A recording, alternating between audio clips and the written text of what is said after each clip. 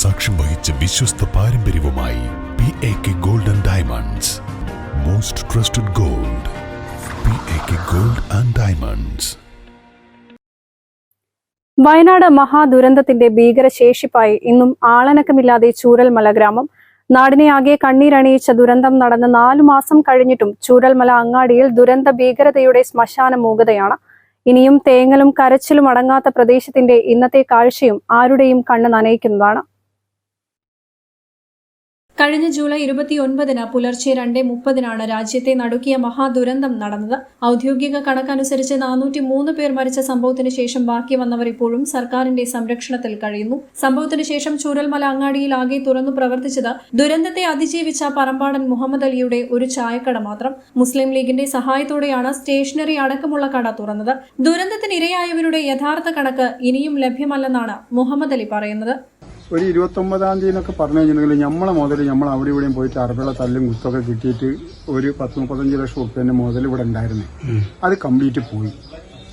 ഈ കടന്റെ ഉള്ളിലേക്കൊക്കെ വെച്ചിട്ടുണ്ടെങ്കിൽ അതിന്റെ ഉപകരണങ്ങളായി കിടക്കുന്നത് ഷട്ടർ, ഇതൊക്കെ ഈ സാധനങ്ങളൊക്കെ. ഇത് ഞാൻ പെയിന്റ് അടിച്ചതല്ല, മുസ്ലിം ലീഗ് സംഘടന എനിക്ക് ചെയ്ത് തന്നതാണ്. എനിക്ക് നിന്ന് പറയണമെങ്കിൽ നമ്മളൊരാൾ നിങ്ങൾ എനിക്ക് തന്നിട്ടുണ്ടെങ്കിൽ ഞങ്ങൾ തന്നെന്ന് തന്നെ പറയണം. അത് മറ്റുള്ളൊരാൾ പറഞ്ഞിട്ട് കാര്യമില്ല. മുസ്ലിം ലീഗ് ചെയ്ത് ഓല് പെയിന്റ് അടിച്ച് സാന്ത്വനം, പിന്നെ വൈറ്റ് കേറ്റിന്റെ ആൾക്കാർ സാന്ത്വനം പാടെ ഓല് കംപ്ലീറ്റ് പെയിന്റ് മണ്ണ് മാത്രം 28 ലോഡ് മണ്ണുണ്ടായിരുന്നു ഇതിനകത്ത്. കംപ്ലീറ്റ് മാന്തി പെയിന്റ് അടിച്ച് ഷട്ടറിട്ട് അത്യാവശ്യം ചില്ലറ സാധനങ്ങളുമായിട്ട് എനിക്ക് തുറന്നു തരാൻ കാരണം എന്താ നിങ്ങൾക്കറിയാം? ഇവിടെ ഒരാൾ വന്നു കഴിഞ്ഞാൽ തുറക്കാൻ ഇത് സന്നദ്ധരായിട്ട് ആരും നിന്നില്ല, ഒക്കെ നാട് വിട്ടിട്ട് പോവുകയില്ല. അപ്പൊ എന്റെ ബിൽഡിങ്ങിന് കൂടുതൽ കേടുപറ്റിയില്ല. അപ്പൊ ഞാനെന്ത് പണിയത്, ഞാൻ തുറക്കാം എന്നുള്ളത് ഇവരോട് പറഞ്ഞു. വരുന്നവർക്ക് അത് ഇനിയിപ്പോ കയറിയാലും കയറിയിട്ടില്ലെങ്കിൽ ഒരു ഗ്ലാസ് വെള്ളം കിട്ടണമെന്നുണ്ടെങ്കിൽ എന്നില്ല നിലക്ക് ഇത് ബിൽഡിംഗ് എന്റെ സ്വന്തം ബിൽഡിംഗ്. അപ്പൊ അതിന്റെ പേരിൽ ഞാനത് തുറക്കാൻ തയ്യാറാണ്. എന്റെ താമസത്തില്ല പള്ളിന് പുറത്ത്.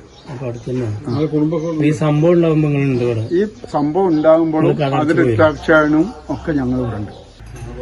ബാക്കിയുള്ള ആളുകളെ കിട്ടിയത് ബാക്കിയുള്ള ആൾക്കാരെ ഞങ്ങൾ രക്ഷപ്പെടുത്തി. കുറെ ആൾക്കാരെ കിട്ടാനുണ്ട്. പിന്നെ ഗവൺമെന്റ് പറഞ്ഞ കണക്കിലൊന്നുമില്ല, ഒരുപാട് ആൾക്കാരെ കിട്ടാനുണ്ട്. കാരണം ഞാനത് പറയാൻ കാരണം എന്താണെന്ന് അറിയുന്നത്, ഇപ്പൊ നിങ്ങൾ വീടെടുത്താലും വീടെടുത്തില്ലെങ്കിലും ഗവൺമെന്റ് അതിഥി തൊഴിലാളികൾക്ക് ഇഷ്ടം പോലെ ഇവിടെ ആൾക്കാരാണ്. അതൊന്നും ഗവൺമെന്റിനെ കണക്കില്ല. ഗവൺമെന്റ് അറ്റ്ലീസ്റ്റ് വോട്ട് ലിസ്റ്റിലില്ല ആൾക്കാരെ കണക്കാണ് ഇപ്പൊ ഗവൺമെന്റ് പുറത്തുവിടുന്നത്. അതില്ലെങ്കിൽ എന്താണെന്നറിയാം, മന്ത്രിസഭ കുടുങ്ങും, പോലീസ് സ്റ്റേഷൻ കുടുങ്ങും, ഈ കൊണ്ടുവന്ന ഏജന്റ് കുടുങ്ങും, കൊണ്ടുവന്ന കമ്പനി കുടുങ്ങും. ഇവരൊക്കെ പാടെ കൂടിയിട്ട് ഒരു തീരുമാനത്തിലേക്ക് അതാണ് അതിന്റെ ഒരു ഔദ്യോഗികമായിട്ട് അത് പുറത്തുവിടാത്തത്. അതിഥി തൊഴിലാളികളുടെ കണക്ക് ഔദ്യോഗിക കണക്കിൽ വരുന്നില്ലെന്നതാണ് കാരണം. ചൂരൽമലയിലും മുണ്ടക്കൈയിലും ദുരന്തം നടന്ന അന്നത്തെ കാഴ്ചയാണ് ഇന്നും. പുഴയിൽ വെള്ളമില്ലെന്നു മാത്രം. എല്ലാറ്റിനും മൂകസാക്ഷികളായി തകർന്ന കെട്ടിടങ്ങളും ബെയിലി പാലവും മാത്രം. ഇപ്പോഴും സന്ദർശകരെ ആരെയും കടത്തിവിടാതെ ശക്തമായ പോലീസ് കാവലിലാണ് പ്രദേശമുള്ളത്. ഫയർ റെസ്ക്യൂ ഫോഴ്സിന്റെ സംഘവും സ്ഥലത്തുണ്ട്. സംഭവം നടന്ന അന്ന് മേപ്പാടിയിൽ നിന്ന് മുണ്ടക്കൈ വരെയുള്ള ഇടുങ്ങിയ റോഡ് രക്ഷാപ്രവർത്തനത്തിന് കടുത്ത പ്രയാസം നേരിട്ടിരുന്നു. ഇതിനെ തുടർന്ന് ഈ റോഡ് വീതി കൂട്ടുന്ന പണി നടന്നുവരികയാണ്. 1200 കോടിയിലേറെ വരുന്ന സാമ്പത്തിക നഷ്ടത്തിനു പുറമെ 227 മൃതദേഹങ്ങളും 190 ശരീരഭാഗങ്ങളും കണ്ടെടുത്തെങ്കിലും 150 പേരെയെങ്കിലും കാണാതായതാണ് കണക്ക്. പഴയ പ്രതാപത്തിന്റെ ചൂരൽമല ഇനി സാധ്യമല്ലെങ്കിലും അവശേഷിക്കുന്നവരുടെ ഭാവി ജീവിതമെങ്കിലും കരുപിടിപ്പിക്കാനാവുമോ എന്നതാണ് ദുരന്തഭൂമിയിൽ എങ്ങും ഉയരുന്ന ചോദ്യം. ന്യൂസ് ഡെസ്ക് സഹ്യാനൗ. രാവിലെ കണ്ട സ്വപ്നം ബലിക്കോ മുത്തശ്ശി? അതറിയില്ല, പക്ഷെ മോള് സ്വപ്നത്തിൽ കണ്ടത് മോളുടെ അരികിൽ തന്നെ ഉണ്ട്. അരികിലുണ്ട് നിങ്ങളുടെ മനസ്സറിയുന്ന ഹൃദയങ്ങൾ. Osmiya golden diamonds, Pandikkad road, Manjeri.